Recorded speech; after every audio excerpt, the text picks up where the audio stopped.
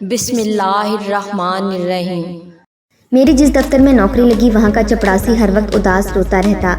وجہ پوچھتا تو کہتا تم جان کر مذاق اڑاؤ گے۔ ایک روز مجھ سے برداشت نہ ہوا تو چھٹی کے بعد اس چپڑاسی کا پیچھا کرنے لگا۔ وہ ایک ٹوٹے پھوٹے مکان میں داخل ہو گیا۔ وہ گھر میں اکیلا تھا۔ میں نے جب چپڑاسی سے پوچھا کہ آپ کے بیوی بچے کہاں ہیں تو چپڑاسی رونے لگا۔ پھر جو بات اس نے بتائی میری چیخیں نکل گئیں، کیونکہ وہ چپڑاسی تو پچھلے 30 سال سے میری جب سے نوکری دفتر میں لگی تھی میں یہاں کے چپڑاسی کرم دین کو دیکھ رہا تھا۔ میں نے آج تک کرم دین کو مسکراتے ہوئے نہیں دیکھا تھا۔ وہ ایک پکی سی عمر کے شخص تھے، سفید داڑھی سفید بال، یہاں تک کہ بھویں بھی سفید ہو چکی تھیں۔ ہاتھ میں ایک تسبیح ہوتی اور ہر وقت پڑھتے رہتے۔ دفتر کے چپڑاسی تھے مگر ان کو جو بھی کام کہا جاتا وہ فوراً کر دیا کرتے۔ کسی کے آگے کبھی کوئی فالتو بات نہیں کی تھی، بس جی ہاں جی اور ٹھیک ہے کہہ کر ہاتھ میں موجود تسبیح کو پڑھنے لگتے۔ آج تک کسی نے ان سے پوچھنے کی کوشش نہیں کی تھی کہ وہ اس قدر سنجیدہ کیوں رہتے ہیں۔ پہل تو مجھے دیکھ کر لگا کہ شاید وہ کافی غصے والے اور سخت مزاج کے شخص ہیں، لیکن جیسے جیسے میں ان کے مزاج سے واقف ہوا تو میری دلچسپی ان کی شخصیت میں مزید بڑھنے لگی تھی۔ ابھی بھی میرے ساتھ موجود کلیگ نے کرم دین کو آواز دی تھی، کہنے لگا کہ میرے لیے چائے بنا کر لے آؤ۔ کرم دین نے ٹھیک ہے کہا اور دفتر میں ہی بنے ایک جانب کچن میں چلا گیا۔ چائے بنا کر لایا اور لا کر میز پر رکھ دی۔ خاموشی سے پھر باہر چلا گیا، لیکن وہ کلیگ کام میں اتنا مصروف تھا کہ اس نے چائے پی ہی نہیں۔ چائے ٹھنڈی ہو چکی تھی۔ اس نے چائے کا گھونٹ بھرا تو ناک منہ چڑھا کر دوبارہ کرم دین کو بلانے لگا، کہنے لگا کہ یہ چائے ٹھنڈی ہو چکی ہے، دوبارہ سے بنا کر لاؤ۔ کرم دین نے خاموشی سے وہ کپ لیا اور دوبارہ بنانے چلا گیا۔ وہ بڑا ہی تحمل مزاج شخص تھا۔ ان کو دیکھ کر مجھے ان پر ترس بھی آنے لگتا۔ نہ جانے کیا مسئلہ تھا جو وہ شخص اندر ہی اندر گھلتا چلا جا رہا تھا۔ جہاں سب بیٹھے مسکرا رہے ہوتے وہاں کرم دین ایک گہری سانس خارج کر کے اپنا رخ پھیر لیا کرتا۔ یہاں پر اور بھی لوگ تھے مگر میری دلچسپی صرف اور صرف کرم دین میں ہی تھی۔ اس روز میں کام کر کے فارغ ہوا تو کرم دین سامنے موجود کرسی کو صاف کر رہے تھے۔ میں نے کرم دین کو اپنے پاس بلایا اور سامنے کرسی پر بیٹھنے کو کہا۔ وہ حیرت سے مجھے دیکھنے لگے، کہنے لگے کہ نہیں، میں یہاں کہاں بیٹھ سکتا ہوں، میرے بیٹھنے کی جگہ تو باہر ہے، آپ کو کوئی کام ہے تو بتا دیں۔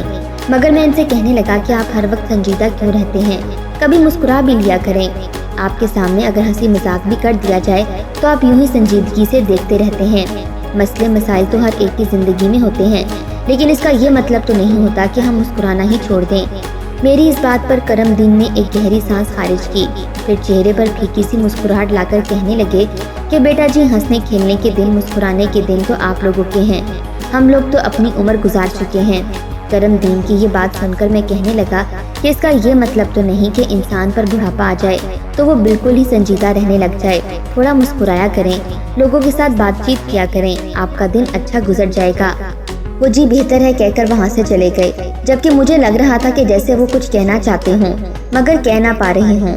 کئی مرتبہ ان سے پوچھنے کی کوشش کی کہ آخر ایسے کون سے مسائل ہیں جنہوں نے آپ کو اس قدر سنجیدہ کر دیا ہے، کیا کوئی گھریلو مسئلہ ہے یا پھر پیسوں کی تنگی ہے، میں آپ کی ہر ممکن مدد کر دوں گا، آپ مجھے کچھ بتائیں تو صحیح۔ مگر کرم دین شکریہ ادا کر کے کہہ دیتے کہ بیٹا تم میرے مسائل جان کر کیا کرو گے، اتنی اچھی پوسٹ پر فائز ہو، اچھا کھاتے کماتے ہو تو اپنی زندگی میں خوش رہو، مجھے میرے حال پر چھوڑ دو، میں ایسے ہی ٹھیک ہوں۔ مجھے لگا شاید میں کرم دین کی باتوں کو کچھ زیادہ ہی اپنے سر پر سوار کر رہا ہوں، مجھے مزید ان کے ساتھ اس بات پر بحث نہیں کرنی چاہیے، لیکن پھر بھی کچھ تو ایسا ضرور تھا جو مجھے بے چین کیے رکھتا تھا۔ میرا دل بار بار مجھے اکساتا کہ میں کرم دین سے ان کی زندگی کے بارے میں پوچھوں، کیا بات ہے جو ان کو اداس کیے ہوئے ہے، اور پھر اس معاملے میں ان کی مدد بھی کروں۔ اس روز جب مجھے دفتر سے چھٹی ہوئی تو کرم دین بھی چھٹی لے کر اپنے گھر کی جانب جانے لگے۔ میں نے ان کو جاتے دیکھا تو ان کے پیچھے ہی جانے لگا۔ بظاہر ان کا پیچھا کرنا غلط تھا، لیکن میری نیت اچھی تھی، میں دیکھنا چاہتا تھا کہ وہ کہاں رہتے ہیں، کیا کرتے ہیں، ان کے گھر کا ماحول کیسا ہے۔ ایک دن کے لیے مہمانی سے آخر پتہ تو چلے گا کہ کرم دین صاحب کو مسئلہ کیا ہے۔ انہوں نے سارا سفر پیدل ہی کیا تھا، میں تو حیران تھا کہ ذرا سا چلنے پر میرا سانس پھولنے لگا تھا، مگر کرم دین تو تیز تیز قدم اٹھاتے، آس پاس نظر دوڑاتے، تھوڑی تھوڑی دیر بعد اللہ اکبر کہتے آگے بڑھتے چلے جا رہے تھے۔ پہلے پکی آبادی سڑکیں اور شور شرابہ تھا، دھیرے دھیرے وہ وہاں سے کچی آبادی میں داخل ہونے لگے، پھر وہاں پر ایک چھوٹا سا گاؤں شروع ہو گیا جہاں پر سبھی متوسط طبقے کے لوگ رہنے والے تھے۔ اسی گاؤں میں کرم دین ایک جانب گلی میں مڑ گئے، میں بھی انہی کے پیچھے ہی گیا تھا۔ وہاں پر ایک گھر میں وہ داخل ہو چکے تھے۔ گھر کا دروازہ بوسیدہ سا تھا۔ وہ گھر میں داخل ہو گئے، دروازہ یوں ہی کھلا تھا، انہوں نے بند کرنے کی کوشش نہیں کی تھی۔ گھر میں بالکل سناٹا چھایا ہوا تھا، ایسے لگ رہا تھا جیسے کرم دین کے علاوہ وہاں پر کوئی موجود ہی نہ ہو۔ کرم دین نے ایک نظر گھر پر ڈالی اور پھر صحن میں ہی رکھے ہوئے گھڑے کے پاس گئے، پاس رکھا ہوا گلاس اٹھایا اور پانی پینے لگے۔ جیسے ہی پانی کا گلاس انہوں نے اپنے منہ کو لگایا تو ان کا دھیان دروازے کی جانب گیا جہاں پر میں کھڑا تھا۔ مجھے دیکھ کر پانی کا گلاس منہ سے ہٹایا، چلتے ہوئے میرے پاس آئے اور کہنے لگے کہ بیٹا جی آپ یہاں پر کیا کر رہے ہیں؟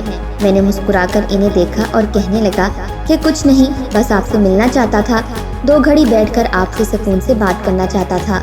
میری بات سن کر کرم دین نے بغور مجھے دیکھا، کہنے لگے کہ تم مجھے چین سے بیٹھنے نہیں دو گے، نہ ہی تمہیں سکون آئے گا جب تک مجھ سے میرا راز جان نہ لو۔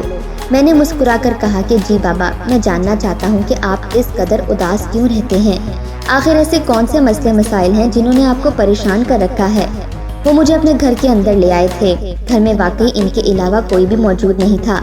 ایک کمرہ تھا، چھوٹا سا صحن تھا، ایک جانب کو چھوٹا سا باورچی خانہ تھا، دلان تھا اور ایک جانب کو غسل خانہ بنا ہوا تھا۔ وہ مجھے وہیں صحن میں رکھی ہوئی چارپائی پر بٹھا چکے تھے۔ گھڑے سے ہی پانی لا کر مجھے پینے کو دیا۔ پانی تھوڑا کھارا تھا لیکن میں نے پی لیا۔ کہنے لگے کہ میرا ماضی جان کر تم کیا کرو گے؟ کیا تمہارے پاس اور کچھ کرنے کو کام نہیں ہے؟ میں نے مسکرا کر کہا کہ بابا آپ اپنے بارے میں بتائیں تو صحیح، آپ کے من کا بوجھ ہلکا ہو جائے گا اور ہو سکتا ہے کہ میں آپ کی کوئی مدد بھی کر سکوں۔ کرم دین بابا نے ایک گہری سانس خارج کی تھی، کہنے لگے کہ چلو ٹھیک ہے، اگر تمہیں اتنا ہی شوق ہے میرے ماضی کے بارے میں جاننے کا تو میں تمہیں سناتا ہوں۔ برسوں بعد ایک مرتبہ پھر میرے دل کے زخم ہرے ہونے والے ہیں، لیکن تمہاری میں یہ خواہش ضرور پوری کروں گا۔ اتنا کہنے کے بعد بابا نے مجھے بتانا شروع کر دیا۔ کہنے لگے کہ بیٹا آج سے 30-35 سال پہلے میں ہندوستان میں رہتا تھا۔ اس وقت پاکستان اور بھارت الگ نہیں ہوئے تھے، بلکہ ہندو مسلمان ایک ساتھ مل کر رہتے تھے۔ جب پاکستان اور ہندوستان 2 الگ ملک بنے تو بڑا ہی شور مچا تھا۔ پہلے جس گاؤں میں ہندو مسلمان مل کر رہتے تھے، ایک گھر ہندو کا ہوا کرتا تھا اور دوسرا مسلمان کا۔ سب کے تعلق بہن بھائیوں جیسے تھے، وہیں ان سب کے آپس میں رشتے خراب ہونے لگے۔ ہندو تو مسلمانوں کے خون کے پیاسے ہو چکے تھے۔ ایسے فسادات سر اٹھانے لگے کہ کوئی سوچ بھی نہیں سکتا تھا۔ جس روز مسلمانوں نے اپنا بوریا بستر باندھ کر اپنا گھر بار چھوڑ کر پاکستان میں آنا تھا، اس روز ہندو مشالے لے کر مسلمانوں کا قتل کرنے کے لیے پھر رہے تھے۔ خون خرابہ مچا ہوا تھا، اس سے تو خدا کی پناہ تھی۔ کتنے ہی مسلمانوں کو بڑی بے دردی سے قتل کر دیا گیا۔ ہم جس گاؤں میں رہتے تھے ہمیں لگا تھا کہ یہاں پر رہنے والے ہندو ہمیں بے حد پیار محبت سے رخصت کریں گے، مگر ایسا نہیں ہوا تھا۔ اس گاؤں میں بھی فسادات سر اٹھانے لگے۔ لوگ ڈنڈے، چاقو، چھریاں، جس کو جو ملتا اٹھا کر پھرنے لگے تاکہ مسلمانوں کا زیادہ سے زیادہ نقصان کر سکیں، یا تو ان کو قتل کر سکیں یا ان کا سامان ہتھیا سکیں، ان کی اولادوں کو قتل کر دیں۔ میں شادی شدہ تھا، میری ایک بیوی اور ایک ہی بیٹا تھا، دونوں ہی مجھے جان سے زیادہ پیارے تھے۔ میری بیوی کے ساتھ تو میری شادی پسند کی تھی۔ تم نہیں جانتے کہ اس وقت یہ ذات پات اور اونچ نیچ کس قدر دیکھی جاتی تھی۔ میں ایک مزدور کسان کا بیٹا تھا اور میری بیوی بڑے ذمہ دار کی بیٹی تھی۔ انہی کی زمینوں پر میں کام کیا کرتا تھا۔ بڑے ہی چاؤ سے میں نے اپنی سونیا سے شادی رچائی تھی۔ لوگوں کی مارے کھائیں مگر شادی کی اسی سے ہی، لیکن پھر بھی اپنی محبت سے پیچھے نہیں ہٹا تھا۔ مجھے لگا تھا کہ میں اور سونیا ہمیشہ خوش رہیں گے۔ پھر اللہ نے ہمیں ایک بیٹے سے بھی نوازا جو ہم دونوں کو ہی جان سے بڑھ کر عزیز تھا۔ ایک رات جب ہم اپنے مسلمان ساتھیوں کے ساتھ وہ گاؤں چھوڑ کر جانے لگے تو راستے میں ہندو نے ہم پر حملہ کر دیا۔ وہ لوگ ڈنڈے چاقو لے کر ہم پر حملہ آور ہو گئے، ہم سے سامان لوٹنے لگے۔ میں نے اپنے بیٹے کو اپنے کندھوں پر سوار کر رکھا تھا۔ اس وقت اس کی عمر 8 سال تھی۔ میری بیوی بھی میرے ساتھ تھی، مگر عورتوں میں ایسی بھگدڑ مچی کہ ان ہندوؤں نے میری بیوی کو قتل کر دیا۔ بیوی کو مرتا دیکھا تو مجھے لگا کہ میری کل کائنات اجڑ گئی۔ میں اپنی بیوی کو وہاں سے اٹھا کر لے جانا چاہتا تھا، مگر تبھی انہی ہندوؤں نے وہاں پر آگ لگا دی۔ میری بیوی میرے سامنے جلنے لگی تھی، اس میں سانسیں موجود تھیں، لیکن اس نے اشارے سے صرف اتنا کہا تھا کہ ہمارے بیٹوں کو وہاں سے لے کر بھاگ جاؤ۔ میرے مسلمان ساتھی مجھے وہاں سے پکڑ کر دور لے جانے لگے اور میں ایک گہری سانس خارج کرتا روتا بلکتا اپنے بچوں کو سینے سے لگائے وہاں سے بھاگ نکلا تھا۔ ہم لوگ ایک بیابان علاقے میں چھپ کر بیٹھ چکے تھے تاکہ جیسے ہی موقع ملے تو وہاں سے بھاگ نکلیں۔ میں بالکل بچوں کی طرح رو رہا تھا۔ میرا بیٹا اپنی ماں کو یاد کر کر کے دھاڑے مار رہا تھا اور میں بھی روئے جا رہا تھا۔ پھر ہمیں پتہ چلا کہ کشیدگی کچھ کم ہو گئی ہے۔ ہم واپس اپنے گھروں تک آئے تھے۔ बाकी बचा सामान उठाया, जरूरत की चीजें ली, लेकिन ये भी हिंदुओं का धोखा ही था। वो लोग धोखे से हमें यहाँ पर वापस बुलाकर हमें भी कत्ल कर देना चाहते थे। लोगों ने आखिर दरवाजे खिड़कियां तोड़ना शुरू कर दी। मेरे घर में और भी मुसलमान दोस्त और हमसाए मौजूद थे। हर कोई अपनी जान बचाकर भागने लगा था। इसी भगदड़ में मेरा बच्चा मुझसे छूट गया। मैंने अपने बेटे को ढूंढने की बहुत कोशिश की, लेकिन वो मुझे कहीं नहीं मिला। लोगों का कहना था कि इसे हिंदू ने मार दिया होगा या अपना बंदी बना लिया होगा, हो सकता है इसका कत्ल कर दिया गया हो। मैं कहता रहा कि नहीं, मुझे अपने बच्चे को अपने साथ लेकर जाना है, मगर मेरे साथी कहने लगे कि अगर वो जिंदा ही ना हुआ तो फिर तुम क्या करोगे? ये हिंदू तुम्हें भी मार देंगे। वो लोग जबरदस्ती मुझे अपने साथ ले आए और यूं हम छुपते छुपाते यहाँ पाकिस्तान आ चुके थे। अगर मेरे सामने मेरा बेटा मर जाता तो मुझे तसल्ली आ जाती कि मेरा बेटा मर चुका है, लेकिन वो गायब हुआ था। अब ये बेचैनी मुझे खाए जा रही है कि काश मैं वहाँ पर रुक जाता, अपने बच्चे को अपने साथ लेकर आता। मेरे बेटे की याद में मैं दिन ब दिन घुलता चला जा रहा हूँ। बस यही दुआ करता हूँ कि अगर मेरा बेटा जिंदा है तो जहाँ भी रहे सही सलामत रहे। बस किसी तरह कोई मौजज़ा ही हो जाए और वो मुझे मिल जाए। इतना सब कुछ बताते हुए बाबा रोने लगे थे। इनकी आंखों से आंसू आज भी यूं ही बह रहे थे, गोया इनकी आंखों के सामने इनकी बीवी को जलाया जा रहा हो, जैसे इनकी नज़रों के सामने इनका बेटा इनके हाथ से जुदा हो रहा हो। इनको रोता देखकर मैं इन्हें अपने साथ लगा चुका था। फिर कहने लगा कि आप किस मोहल्ले में रहते थे, इस इलाके का नाम क्या था, कहाँ पर आपका घर मौजूद था? बाबा कहने लगे कि शाही मस्जिद वाली गली और घर नंबर 13 मेरा ही हुआ करता था। ये सुनकर मैं कहने लगा कि इस हिंदुओं के मोहल्ले में एक तालाब भी होता था ना, जहाँ पर एक लड़की डूब रही थी, फिर इसे एक शख्स ने आकर बचाया। इतना सुनना था कि बाबा ने फौरन अपनी आंखों में आए आंसुओं को साफ किया। कहने लगे कि हाँ, मैं ही वो शख्स था। दरअसल मैं अपनी बीवी के साथ रोज वहाँ पर पानी भरने जाया करता था। एक रोज जब वहाँ पर गया तो देखा एक छोटी बच्ची कोई 5-6 साल की थी, पानी में डूब रही थी। मैंने फौरन तालाब में छलांग लगा ली और इस बच्ची को बचाया। इस लड़की का नाम निशा था। लेकिन तुम्हें इन सब के बारे में कैसे खबर? ये सब कुछ तो सिर्फ मैं ही जानता हूँ। बाबा मुझसे सवाल करने लगे थे, जबकि मैं मुस्कुराया और बाबा से कहने लगा कि मैं आपके बेटे को जानता हूँ। इतना सुनना था कि वो बाबा तड़प कर खड़े हुए। कहने लगे कि ये तुम क्या कह रहे हो? तुम मेरे बेटे को कैसे जानते हो? अगर तुम मेरे बेटे को जानते थे तो तुमने आज से पहले मुझे क्यों नहीं बताया कि वो यहीं पाकिस्तान में है? बाबा की बात सुनकर मैं कहने लगा कि बाबा, आपने भी तो अपनी कहानी मुझे आज ही बताई है। अगर आप मुझे पहले बता देते तो मैं भी आपको बता देता कि आपका बेटा यहीं पाकिस्तान में है। मेरी बात सुनकर वो बाबा बुखला चुके थे। कहने लगे कि बताओ, तुम मेरे बेटे को कैसे जानते हो? कहाँ है वो? मैंने बाबा करमदीन से कहा कि मेरे पास आपके बेटे की तस्वीरें मौजूद हैं, आप वो तस्वीरें देखें और बताएं कि क्या वही आपका बेटा था। ये सुनकर वो बाबा खुशी से फूले नहीं समा रहे थे। कहने लगे कि या इलाही, ये क्या हो रहा है? इनका दिल बड़ी तेजी से धड़क रहा था, इनके चेहरे पर पसीना आ चुका था। कहने लगे कि हाँ जल्दी चलो, मुझे मेरे बेटे की तस्वीर दिखाओ। अगर तुम्हें ये सब कुछ पता है तो यकीनन तुम मेरे बेटे को भी जानते ही होगे। मैंने इन्हें अपने साथ लिया और अपने घर आ गया। घर लाकर इन्हें मैंने अपने लाउंज में बिठाया था। बार बार वो हर एक चीज को गौर से देख रहे थे। कहते कि कहाँ है मेरे बेटे की तस्वीर? तुम देर मत करो, कहीं अपने बेटे से मिलने से पहले ही मैं अपनी सांसें न खो दूं। मैंने इन्हें हौसला दिया और फिर अपनी बीवी को बुलाया। रक्षंदा, यहाँ आओ। मैंने अपनी बीवी को बुलाया तो वो कहने लगे कि तुम अपनी बीवी को यहाँ पर क्यों बुला रहे हो? मेरी बीवी ने दुपट्टा कर रखा था। पहले थोड़ी झिझकी, लेकिन मेरे कहने पर वो कमरे में आ गई और बाबा करमदीन को सलाम करके सामने सोफे पर बैठ गई। फिर मैं उठा और अलमारी से एक पुराना एल्बम निकाला। इससे चंद एक तस्वीरें निकालकर मैंने बाबा करमदीन के सामने रख दी। जैसे ही बाबा करमदीन इन तस्वीरों को देखने लगे तो रोने लगे। रोते हुए तस्वीरों को पहले चूमने लगा, फिर सीने से लगाकर कहने लगे कि हाँ, यही मेरा बेटा है। मैंने पूछा कि क्या नाम था आपके बेटे का, तो वो कहने लगे कि मेरे बेटे का नाम मोहम्मद फिरोज था। वो मेरी जान था, मेरी बीवी और मेरी मोहब्बत का इकलौता गवाह था। कहाँ है वो? मुझे जल्दी से मिलवाओ इससे।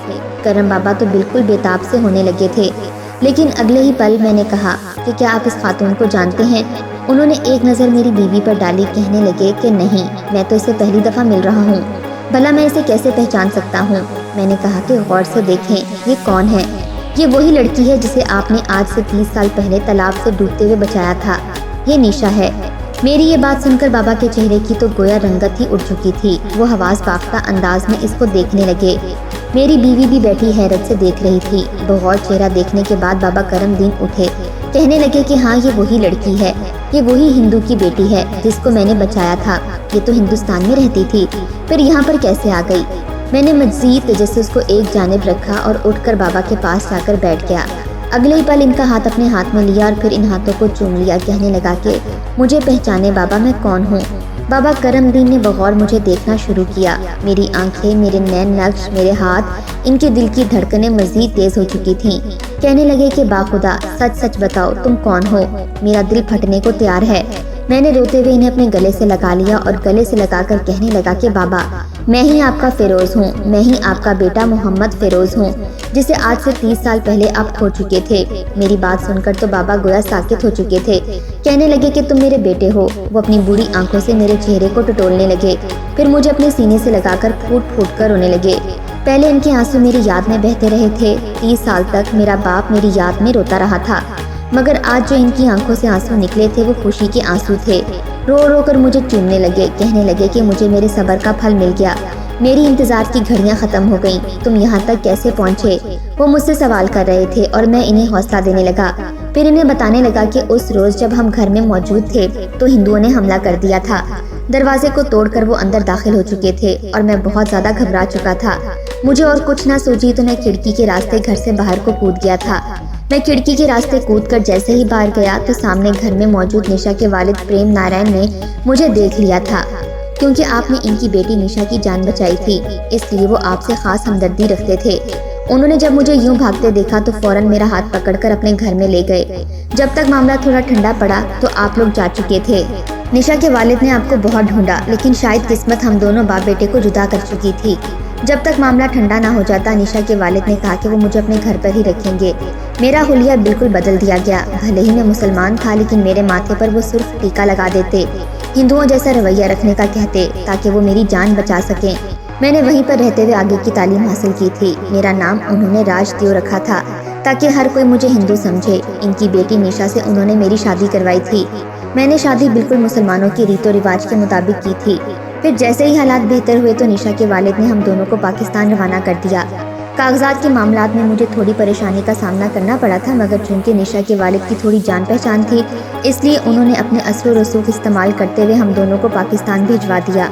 یہاں پر آنے کے بعد ہم نے پاکستان میں بہت سی جگہوں پر آپ کو ڈھونڈا، آپ کے بارے میں بتایا، مگر کوئی بھی آپ کو نہیں جانتا تھا۔ پاکستان میں جہاں جہاں بھی ہم گئے ہم نے آپ کا ہی نام لیا۔ پھر یہاں اس شہر میں آ کر میں نے اس دفتر میں نوکری شروع کر دی تھی۔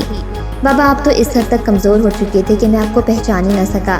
آپ کی سفید داڑھی نے آپ کو بوڑھا کر دیا تھا، لیکن جب بھی آپ کو دیکھتا تھا میرے دل میں ایک تڑپ سی اٹھتی تھی، ایسا لگتا تھا جیسے میرا آپ کے ساتھ کوئی نہ کوئی رشتہ تو ضرور ہے۔ تبھی میں آپ کے گھر بھی پہنچا۔ میرے بابا نے جب یہ حقیقت سنی تو رونے لگے، مجھے اور رخشندہ کو گلے سے لگا لیا۔ نشا نے یہاں آ کر اپنا نام رخشندہ کر لیا تھا۔ کتنی ہی دیر ہم دل کا بوجھ ہلکا کرتے رہے۔ میں نے بابا سے نوکری چھڑوا دی تھی، میں انہیں گھر میں رکھ کر ان کی خوب خدمت کرنے لگا، مگر ہاں ایک کمی ہماری زندگی میں آج بھی موجود تھی، وہ کمی تھی میری ماں کی کمی۔ کاش وہ بھی کبھی یوں ہی ہماری زندگی میں لوٹ آتی۔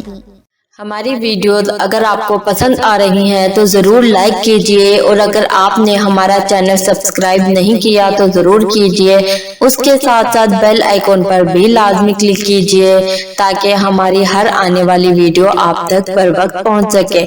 اللہ حافظ۔